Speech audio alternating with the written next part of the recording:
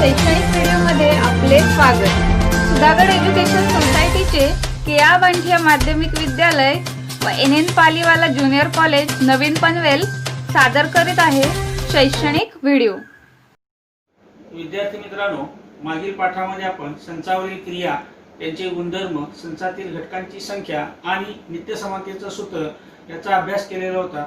आता आपण या पाठामध्ये नित्य समानतेच्या सूत्रावरील काही उदाहरणे पाहणार आहोत। त्यासाठी पहिलं उदाहरण इथे घेतलेलं आहे। ए या संचातील घटकांची संख्या 15 आहे आणि दुसरा संच बी आहे। ए आणि बी या दोन्ही संचांच्या संयोग संचामधील घटकांची संख्या 29 दिलेली आहे आणि त्याच दोन्ही संचांचा छेद संच त्यामधील घटकांची संख्या 60 दिलेली आहे। तर आपल्याला बी या संचातील घटकांची संख्या शोधायची किंवा काढायची। त्यासाठी आपण काय करणार आहोत, जे आपलं नित्य समानतेचं सूत्र आहे n of a union b बरोबर n ऑफ a अधिक n ऑफ b वजा n ऑफ a छेद b या सूत्रामध्ये दिलेल्या किमती आपण ठेवणार आहोत। दोन्ही संचांच्या संयोग संचामधील घटकांची संख्या 29 इथे घेतलेली आहे। a या संचातील घटकांची संख्या 15 दिलेली आहे। b या संचातील घटक काढायचे आहेत आणि छेद संचाच्या घटकांची संख्या ही 7 दिलेली आहे। हे समीकरण इथे आपलं तयार झालेलं आहे। ते आपण सोडवलं म्हणजे 29 बरोबर 15 अधिक n ऑफ b वजा 7, 15 मधून 7 गेले, 8 उरले। हे 8 आपण या बाजूला घेतले तर b या संचातील घटकांची संख्या ही आपल्याला 29 वजा 8 बरोबर 21 मिळते। या नित्य समानतेचा जर आपल्याला पडताळा घ्यायचा असेल तर या b या संचातील घटकांची संख्या आपण या समानतेच्या सूत्रामध्ये वापरली म्हणजेच 15 अधिक n ऑफ b या संचातील घटकांची संख्या आहे 21, 15 अधिक 21 36 येतात। 36 मधून 7 वजा केले असता आपल्याला 29 मिळतात। अशा पद्धतीने या सूत्राची आपल्याला सत्यता मिळते। उदाहरणानंतर दुसरं उदाहरण आपण या सूत्रावरच शाब्दिक स्वरूपात घेतलेलं आहे। ते उदाहरण असं आहे, एका वसतिगृहामध्ये 125 विद्यार्थी आहेत, म्हणजे एकूण विद्यार्थ्यांची संख्या ही आपल्याला 125 दिलेली आहे। त्यापैकी 80 विद्यार्थी चहा घेतात आणि 60 विद्यार्थी कॉफी घेतात, म्हणजे चहा पिणारे 80 दिलेले आहेत आणि 60 विद्यार्थी हे कॉफी घेतात आणि 20 विद्यार्थी चहा आणि कॉफी ही दोन्ही पेये घेतात। तर चहा घेणारे काही आहेत, कॉफी घेणारे काही आहेत आणि दोन्ही पेय घेणारे काही विद्यार्थी आहेत। तर आपल्याला काय करायचं, इथं एकही पेय न घेणारे विद्यार्थी किती आहेत ते आपल्याला शोधायचं आहे।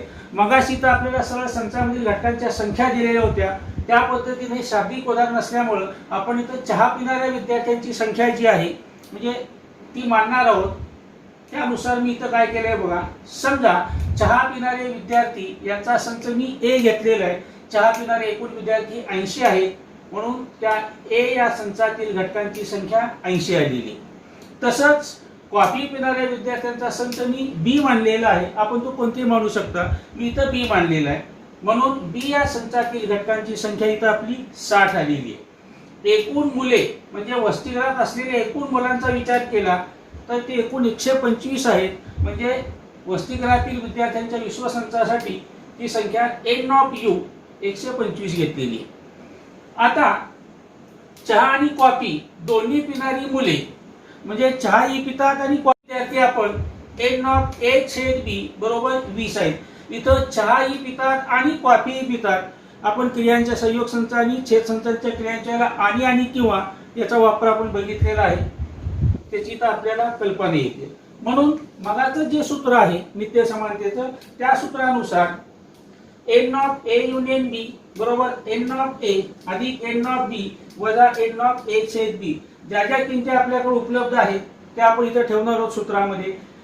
a या संचातील घटकांची संख्या 80 आहे, बी या संचातील घटकांची संख्या 60 आहे आणि दोन्ही पेय पिणाऱ्या विद्यार्थ्यांची संख्या 20 आहे। हे समीकरण आपण सोडवलं तर 80 आणि 60 वजा 20, 80 आणि 60 140 होतात। 140 मधून 20 वजा केले तर आपल्याला 120 मिळतात। हे 120 म्हणजे काय आहे, 125 विद्यार्थ्यांपैकी चहा किंवा कॉफी हे पेय पिणारे विद्यार्थी आपल्याला 120 मिळतात। आपल्या वसतिगृहामध्ये एकूण 125 विद्यार्थी आहेत, त्यापैकी दोन्ही पेय पिणारे 20 विद्यार्थी आहेत आणि दोन्हीपैकी कोणतं ना कोणतं पेय पिणारे विद्यार्थी आपल्याला 120 मिळतात. म्हणून एकही पेय न पिणारे विद्यार्थी हे आपण एन ऑफ यू म्हणजे विद्यार्थी संख्या एकूण जी आहे त्याच्यामधून कोणतं ना कोणतं पेय पिणारे विद्यार्थी संख्या आपण वजा केली म्हणजे 125 वजा 120 बरोबर 5 विद्यार्थी. म्हणजे वसतिगृहात एकूण विद्यार्थी आहेत 125. त्या 125 विद्यार्थ्यांपैकी फक्त 5 विद्यार्थी कोणतेही पेय पीत नाहीत. पुढील उदाहरण आहे या वेन आकृतीवरून आपल्याला वेगवेगळ्या प्रकारचे संचामधील घटक लिहायचे. इथे ही वेन आकृती आहे. या वेन आकृतीवरून आपणास विश्वसंच, ए संच, बी संच, ए आणि बी यांचा संयोग संच व ए आणि बी यांचा छेद संच यांच्यामधील घटक लिहायचे किंवा ते संच आपण लिहिणार आहोत. ही जी आकृती आहे ही पूर्ण विश्वसंचाची आहे. पहिल्यांदा आपण विश्वसंचामध्ये घटक लिहिणार आहोत. विश्वसंच हा आपण यू या अक्षराने दाखवतो. यू बरोबर महिरपी कंसामध्ये सर्वच्या सर्व घटक आपण याच्यामध्ये घेणार आहोत. पहिला घटक येतोय बघा म्हणजे ए संचातले घटक 1, 2, 3, 5 आणि 7. त्यानंतर बी या संचातले घटक आता 1 आणि 5 हे दोन्हीमध्ये सामायिक आहेत ते पुन्हा येणार नाहीत. म्हणजे बी संचातले घटक किती राहिलेले 8, 9 आणि 10 आणि पुन्हा उरलेले घटक आहेत 4, 11 आणि 13. अशा पद्धतीनं हा विश्वसंच असा तयार झालेला आहे 1, 2, 3, 4, 5, 7, 8, 9, 10, 11 आणि 13 हा विश्वसंच आहे. आता आपण काय करणार आहे ए या संचातले घटक लिहिणार आहोत. ए या संचामध्ये कोणते कोणते घटक येतात बघा 1, 2, 3, 5 आणि 7 हे झाले ए या संचातले घटक. त्यानंतर बी या संचातले घटक कोणते येतील 1 आणि 5 हे दोन्हीमध्ये सामायिक आहेत ते बी मध्ये सुद्धा आहेत आणि ए मध्ये सुद्धा आहेत. म्हणून बी मधले घटक कोणते असणार आहेत 1, 5, 8, 9 आणि 10. म्हणजे ए मधले घटक लिहिले आपण बी मधले घटक लिहिले. आता आपल्याला काय करायचंय त्या दोन संचांचा संयोग संच लिहायचा आहे. म्हणजे ए आणि बी या दोन्ही संचाचा संयोग संच लिहिताना आपण काय करणार आहे ए आणि बी यापैकी कोणत्या ना कोणत्या तरी संचामध्ये असणारे घटक ते कोणते कोणते येतील बघा 1, 2, 3, 5, 7, 8, 9 आणि 10. म्हणजे ए आणि बी या दोन्ही संचातले सर्वच्या सर्व घटक हे ए आणि बी यांच्या संयोग संचामध्ये येतात. त्यानंतर शेवटचा भाग आहे ए छेद बी म्हणजे ए आणि बी यांचा संयोग संच लिहायचा आहे. संयोग संच म्हणजे काय आहे दोन्ही संचामध्ये केवळ सामायिक घटक म्हणजे तो ए मध्येही पाहिजे आणि बी मध्येही पाहिजे असे घटक कोणते कोणते आहेत बघा. फक्त या आकृतीवरून आपल्या लक्षात येईल छेद संचामध्ये येणारे घटक फक्त आहेत कोणते 1 आणि 5. म्हणून हा ए आणि बीचा छेद संच ए छेद बी बरोबर महिरपी कंसात 1 आणि 5 या पद्धतीने आपण हे लिहितो. उदाहरणामध्ये आपण वेन चित्रावरून संचातील घटक लिहिलेले होते. आता ह्या उदाहरणामध्ये आपण काय पाहणार आहोत संचातील घटक दिलेले त्याच्यावरून आपण वेन आकृती तयार करणार आहोत. इथं काय केलेलं आहे बघा विश्वसंच यू दिलेला आहे. विश्वसंचामध्ये घटक आहेत महिरपी कंसामध्ये 1, 2, 3, 7, 8, 9, 10, 11 आणि 12. त्यानंतर पी हा संच दिलेला आहे. पी या संचामध्ये घटक आहेत महिरपी कंसामध्ये 1, 3, 7 आणि 10. यावरून आपल्याला काय करायचं आहे विश्वसंच संच पी आणि या पी संचाचा पूरक संच हा पी डॅश तो वेन आकृतीनं दाखवायचा आहे. आणि दुसऱ्या भागामध्ये काय करायचं आहे पीच्या पूरक संचाचा पूरक संच हा मूळ संच पी असतो याचा पडताळा घ्यायचा आहे. त्यासाठी आपण काय केलेलं आहे बघा हा विश्वसंच आपण घेतलेला आहे पी संच घेतलेला आहे. आता या पीचा आपल्याला काय घ्यायचं आहे पूरक संच घ्यायचा आहे. पूरक संच म्हणजे काय पी या संचामध्ये नसलेले परंतु विश्वसंचामध्ये असलेले घटक. आता पी या संचामध्ये घटक कोणते कोणते आहेत बघा 1, 3, 7 आणि 10. हे घटक सोडून जे विश्वसंचामध्ये आहेत ते घटक कोणते आहेत ते आपण या पद्धतीने म्हणजे पीचा पूरक संच हा पी डॅश बरोबर पी मध्ये नसलेले घटक आहेत 2, 8, 9, 11 आणि 12 हा झाला पी या संचाचा पूरक संच. आता इथं पी हा संच आणि त्याचा पूरक संच पी डॅश हे आपण पाहिलेलं आहे. संच आणि त्याचा पूरक संच हे विश्वसंचाचे उपसंच असतात आणि हा पी आणि त्याचा पूरक संच पी डॅश हे दोन्ही यांच्यामध्ये कोणताही घटक सामायिक असत नाही. ते दोन्ही आपले विभिन्न संच आहेत. ही वेन आकृती आपण या पद्धतीने पाहिलेली आहे. इथं काय केलेलं आहे बघा हा विश्वसंच आहे. या विश्वसंचामध्ये असलेले घटक आहेत 1, 2, 9, 7, 10, 11 आणि 12.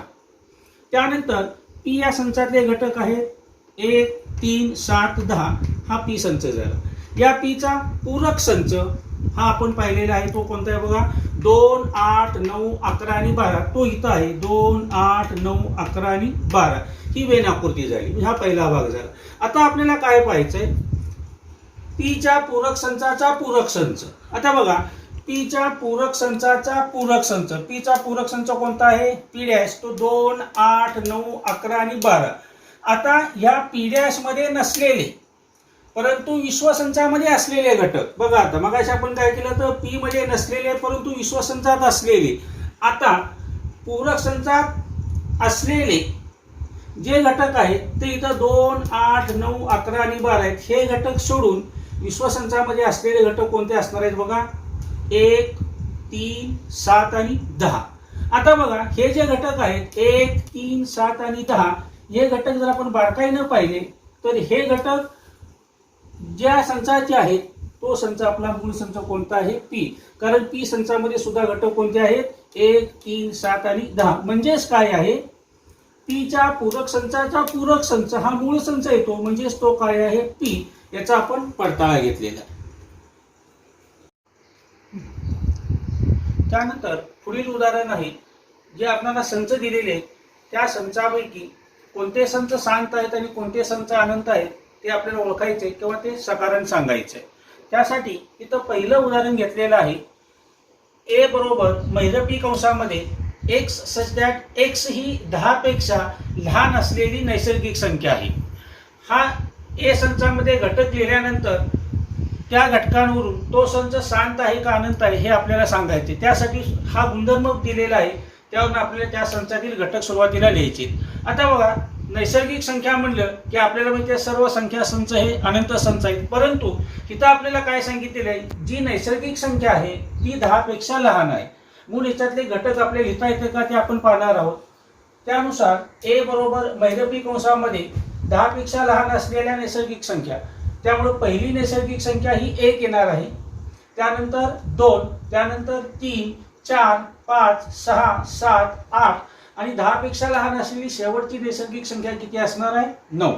म्हणजे शांत संच हा सांगताना आपण काय सांगणार आहे, ए या संचातील घटकांच्या यादीला सुरुवातही आणि शेवटही आहे. म्हणून हा ए संच हा तुमचा काय येणार आहे, शांत संच असणार आहे. त्यानंतर दुसरं उदाहरण दिलेलं आहे, बी बरोबर महिरपी कंसामध्ये वाय सच दॅट वाय हा असा आहे की वाय ही संख्या -1 पेक्षा लहान आहे. अशा संख्या कोणत्या विचारलेल्या आहेत, पूर्णांक संख्या. पुन्हा पूर्णांक संख्या आपल्या नियमानुसार काय आहे, अनंत संच आहे. परंतु इथं जर आपल्याला गुणधर्म पद्धतीवरून पुन्हा आपल्याला काय करायचंय, बी या संचातील पहिल्यांदा घटक सांगायचे. मग त्यासाठी संख्या रेषा आपण बघितलेली आहे, त्या संख्या रेषेनुसार वाय ही संख्या -1 पेक्षा लहान आहे. त्यानुसार ह्या संचामध्ये येणारे घटक हे अनंत अंतरापासून -4, -3, -2 आणि -1. त्यामुळं -4च्या इकडं -5 असणार आहे, ही बाजू अनंत असणार आहे. म्हणजे याला सुरुवात आहे परंतु शेवट नाही. म्हणून तो संच आपला कोणता असणार आहे, अनंत संच असणार आहे. त्यानंतर पुढील उदाहरण आहे, सी या संचामध्ये काय सांगितलेले आहे बघा, तुमच्या शाळेतील 9वी मधील विद्यार्थ्यांचा संच. आता हे आपल्याला सांगता येईल, शाळेमधील 9वीच्या विद्यार्थ्यांचा संच. इथं 9वी आहे, कोणत्याही वर्गातील विद्यार्थ्यांचा संच असेल त्या संचातील सर्व घटक आपल्याला मोजता येणार आहेत. म्हणून तो संच काय असणार आहे, शांत संच असणार आहे. तसंच पुढचं उदाहरण सोपं आहे बघा, तुमच्या गावातील रहिवासी, गावची लोकसंख्या किती असते हे आपल्या लक्षात येतं किंवा ते आपल्याला मोजता येते. म्हणून हा चौथा संच सुद्धा गावातील रहिवाशांचा संच हा सुद्धा तुमचा शांत असणार आहे. त्यानंतर पुन्हा आपली प्रयोगशाळा, या प्रयोगशाळेमध्ये जी जी उपकरणं आहेत ती सर्व आपल्याला मोजता येतात किंवा आपल्याला सांगता येतात. त्यामुळं प्रयोगशाळेतील उपकरणं यांचा संच सुद्धा आपल्याला शांत म्हणून सांगता येणार आहे. म्हणजे शाळेतील विद्यार्थ्यांचा संच असेल, गावातील रहिवासी असतील किंवा प्रयोगशाळेतील उपकरणे असतील, हे तिन्ही संच आपल्याला शांत म्हणून सांगता येतात. आता पूर्ण संख्या संच, मगाशी आपण नैसर्गिक बघितलंय, पूर्णांक बघितलंय. आता पूर्ण संख्या संच आणि परिमेय संख्या संच. आता पूर्ण संख्या संच हा हे संख्या संच आहे. परिमेय हा सुद्धा संख्या संच आहे. आपण सुरुवातीलाच पाहिलेलं आहे, सर्व संख्या संच हे अनंत संच आहेत, म्हणून पूर्ण संख्या संच हा अनंत संच असणार आहे. तसाच परिमेय संख्या संच हा सुद्धा अनंत असणार आहे.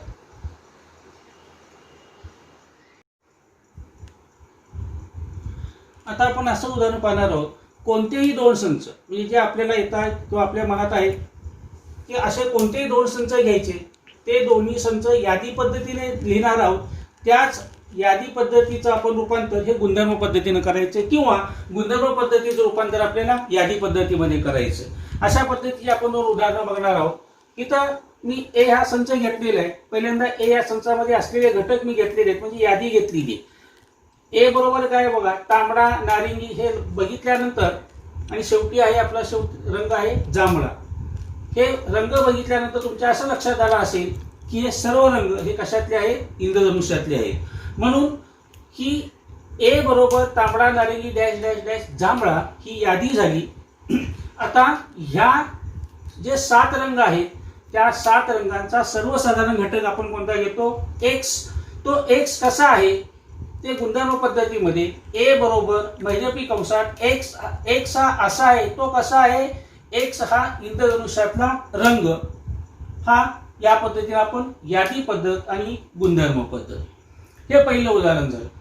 त्यानंतर दुसरं उदाहरण आहे, आपण डी हा संच घेतलेला आहे. डी या संचामध्ये घटक बघा कोणते, महिरपी कंसामध्ये -2, -1, 0, 1, 2, 3.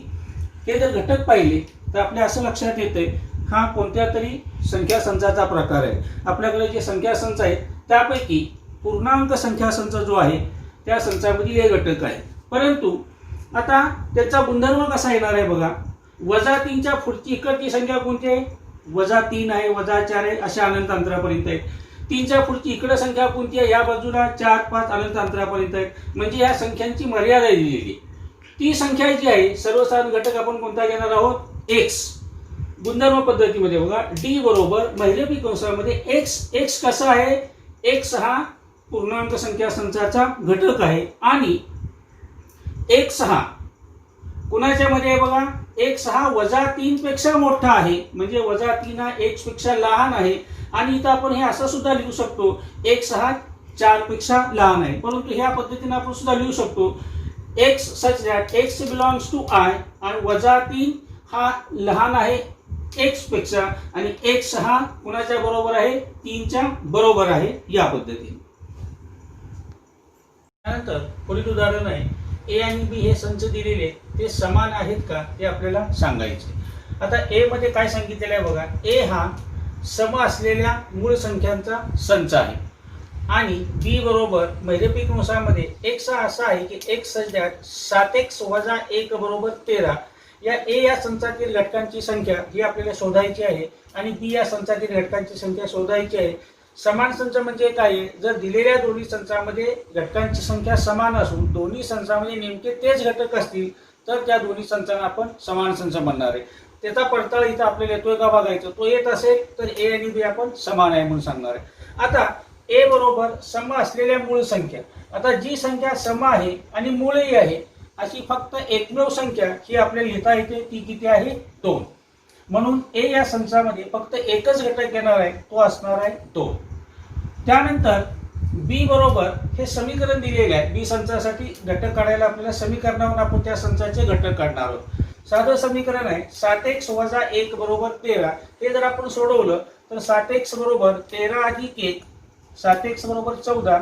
आपल्याला x ची किंमत काढायची आहे, 14/7 म्हणजे उत्तर येणार आहे, x ची किंमत येणार आहे 2. म्हणजे बी या संचामध्ये असणारा घटक सुद्धा हा एकच आहे आणि तो किती असणार आहे, 2. आता ए मध्ये असलेला घटक हा 2च आहे, बी मध्ये सुद्धा असलेला घटक 2च आहे. दोन्ही संचामध्ये घटकांची संख्या समान आहे आणि जो घटक ए मध्ये आहे तोच बी मध्ये आहे. म्हणून संच ए आणि बी हे दोन्ही समान आहेत. हे आपण संच ए बरोबर संच बी असं दाखवतोय. आपले हक्काचे मराठी चॅनल रायगड ओवी न्यूज चॅनल, सदैव आपल्यासोबत रायगड ओवी न्यूज चॅनल. नेहमी पाहत रहा, लाईक करा, सबस्क्राईब करा आणि बेल आयकॉनवर क्लिक करायला विसरू नका.